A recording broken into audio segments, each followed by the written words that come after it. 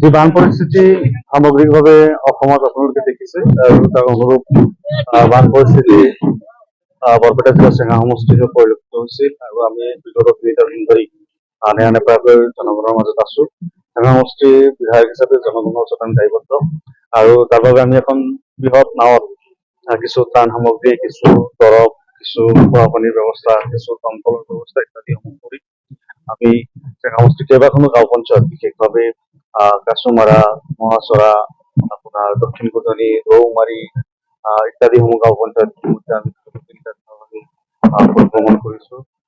আৰু কেইবাটাও গাঁও পঞ্চায়ত আমি ইতিমধ্যে যাবলৈ লৈছো আৰু এই যাত্ৰা আমাৰ অব্যাহত থাকিব। বা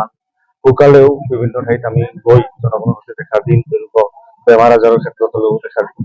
আৰু জনগণৰ ওচৰত আমি দায়বদ্ধ জনগণৰ কাৰণে এইবিলাক কাম কৰিছো, এতিয়াও কৰিছো আৰু এইবাৰ যিমান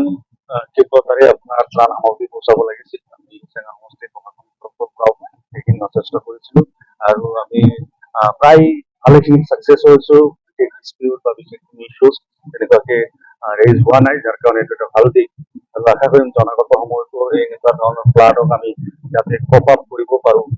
কপিং যাতে কৰিব পাৰো, মোকাবিলা যাতে কৰিব পাৰো, যাৰ কাৰণে হয় আমি এই ডাঙৰ নাও এখন আপোনালোকে দেখিছে যে এই নাওখনত আমাৰ দলীয় সতীৰ্থ আছে, সমষ্টিৰ সভাপতি সম্পাদক আমাৰ দলীয় সতীৰ্থসকলক লৈ আমি প্ৰতিটো পঞ্চায়তে পঞ্চায়তে গৈ আছো আৰু খুব ৰাতিপুৱা একদম প্ৰভাতত যেতিয়া আৰম্ভ কৰিব পাৰি তেতিয়াৰ পৰা আমি আৰম্ভ কৰো আৰু ৰাতিলৈকে নিশালৈকে যেতিয়া যিমান দূৰলৈকে চলি থাকিব আমি চলি থাকো আৰু ইয়াতে আমি থকা খোৱাৰ ব্যৱস্থা কৰি লৈছো। যেনেকুৱাকে পাৰো আমি কালি এমুঠি হওক বা এমুঠি হওক খাই হলেও বা কাৰোবাক খুৱাই কেতিয়াবা কৰবাত আমি এনেকুৱা মানুহ পাইছো যে আমি ৰান্ধিব পৰা নাই, আমি শুকান খাদ্য হওক বা আমাৰ ৰন্ধা সামগ্ৰী যিমানখিনি থাকে লৈ হলেও তেওঁলোকক খুৱাবলৈ যত্ন কৰিছো। আনকি আমাৰ দলে আমি এলেংগিমাৰী ধৰক তাতে এনেকুৱা বান পৰিস্থিতি আৰু একেটা সময়তে আপোনাৰ সেই ঠাইত আমাৰ প্ৰায় 20জনীয়া যি টিম আছিল সেই টিমে নামি গৈ তেওঁলোকৰ ঘৰ বাৰীসমূহ বচাই গাঁৱৰ পৰ্যন্ত আমি নিজে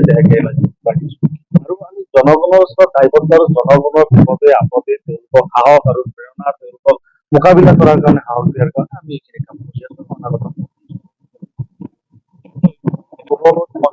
বিচাৰি আৰু মই যিমান দূৰ পাৰো প্ৰায়খিনি আমি কভাৰ কৰিবলৈ যত্ন কৰিছো।